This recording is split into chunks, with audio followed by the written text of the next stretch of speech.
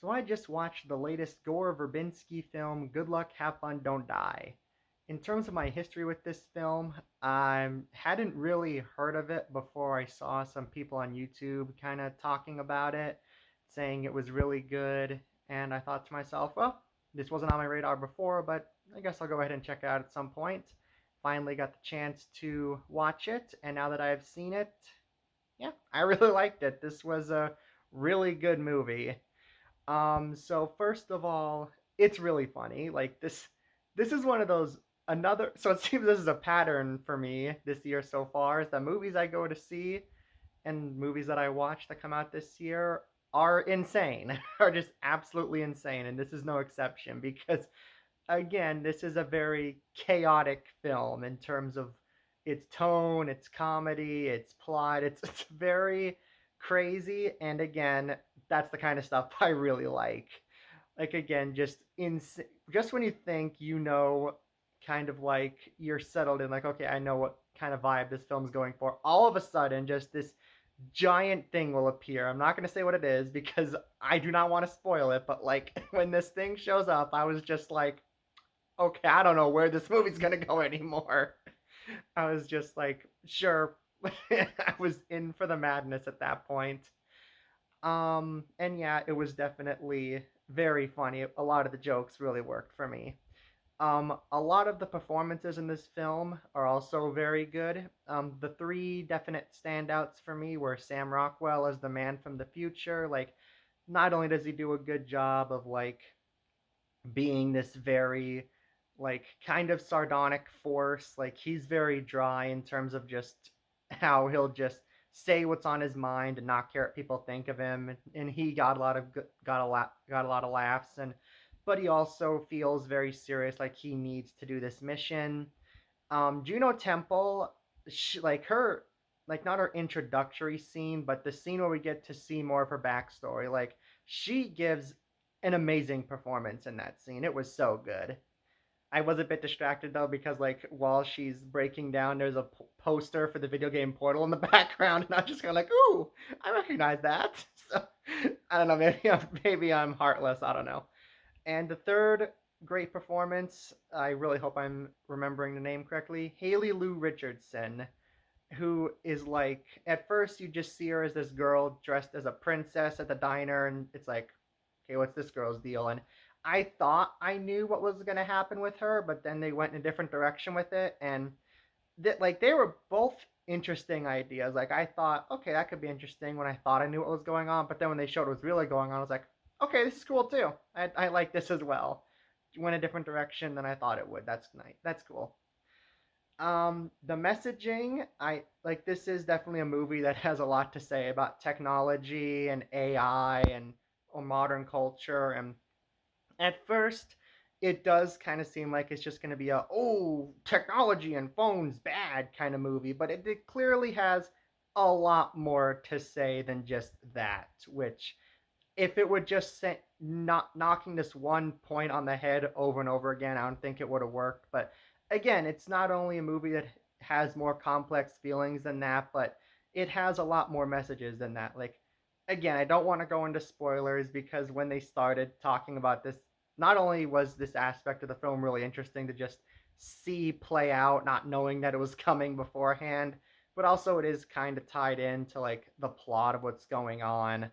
But again, this is related to Juno Temple's character's story, and I will say that the stories that they tackle there, not only is it like a dark reflection of like reality, but also just the lengths they go to show just how numb to it all the everyone in this world is like both incredibly dark but also very funny. Definitely some of the biggest laughs I got from the film were in that scene, which again might be sick, but it was like just so out there that I couldn't help but laugh at it. Um, and yeah, this is a Gore Verbinski film. Like I said, the film's very weird. So yeah, there's just a lot of like in terms of his direction, like most of it is good. The only complaint I have regarding the actual filmmaking is that there are some scenes, particularly this one extended sequence in like an abandoned warehouse, that are pretty drab looking visually. Like it's just dark rooms, dingy warehouse area, and there's not much interesting to look at. But like A, that's kind of the point. It's not supposed to be super visually interesting. It's a dingy warehouse. And B, it's like it really doesn't take away that much. It is just kind of like I am looking a bit forward to the more visually interesting locations and environments and some of the more brighter parts of the film. The only other thing I will say about the film is the ending is definitely going to divide people in terms of what they think. Like, again, without going into spoilers, all I'll say is anybody kind of hoping that this is one of those like it's a film that doesn't 100 end with really a happy ending, but it's not really sequel baiting either. Like I doubt there's ever going to be another a sequel to this, but it is very clearly showing that things aren't all wrapped up nice and pretty. In fact, it kind of mocks the idea of that in a way, and that is going to definitely like make some people upset that there isn't really a end like a good ending, but at the same time that is very clearly the point what they're going for. And I did kind of come to my own conclusion regarding the ending that it is spoilery, but I do kind of want to quickly discuss it, so I'll just go ahead, give my rating for the film, and then I'll do a little spoiler my own spoilery thoughts on the ending.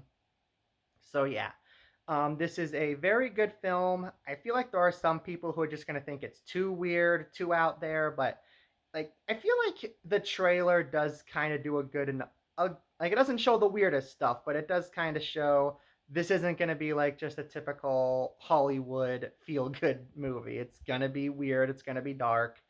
And if you're into that, you watch that trailer and think, yeah, this looks like the kind of film that's going to be up my alley, definitely go ahead and check it out. And I'm going to give Good Luck, Have Fun, Don't Die an A minus.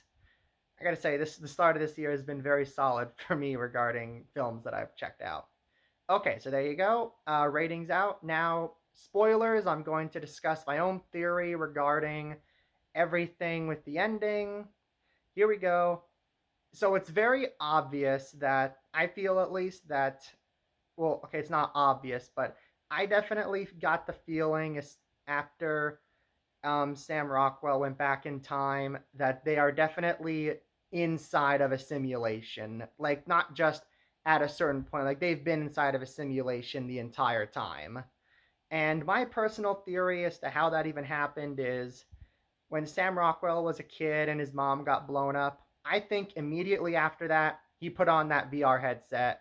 And then all of this that we've been seeing is the AI trying to create like a world for him to live in. Like they very clearly say that the AI is going to try and create challenges for you to solve and it's going to try and create a happy ending, which again, that was the whole point of that last scene when before Sam Rockwell goes back in time, like them saying this is a happy ending, but then they're like it's too happy, it's too wrapped up. This isn't real. And again, that's the whole thing with his mother realizing that none of this is real. And I think that's kind of what the point is. The AI is kind of trying to make this set of challenges for Sam Rockwell to overcome. And it's going to keep making these new scenarios for him until he finally reaches an ending where he'll think it's real, but really he's just been inside the headset AI the whole time.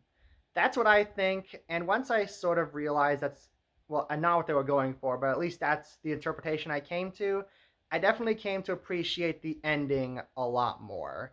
Sort of the idea of thinking that you can solve the problem, but there are some people who like think they can solve a problem, but they're just like contributing to it whether they know it or not. Like obviously at this point Sam Rockwell doesn't know he's in an AI, but he can't really solve anything because he sort of doomed himself to be a victim of the AI when he put on that headset as a child. So those are my thoughts on what the ending means. Again, the ending is very clearly vague so that other people can come to their own conclusion.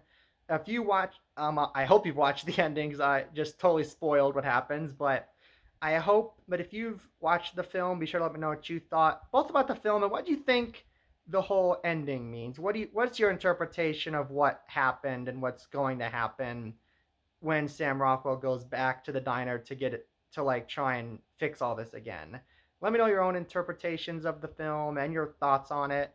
Thank you very much for watching. Be sure to subscribe to see more reviews like this in the future. And on that note, I will see you next time. Have a great day.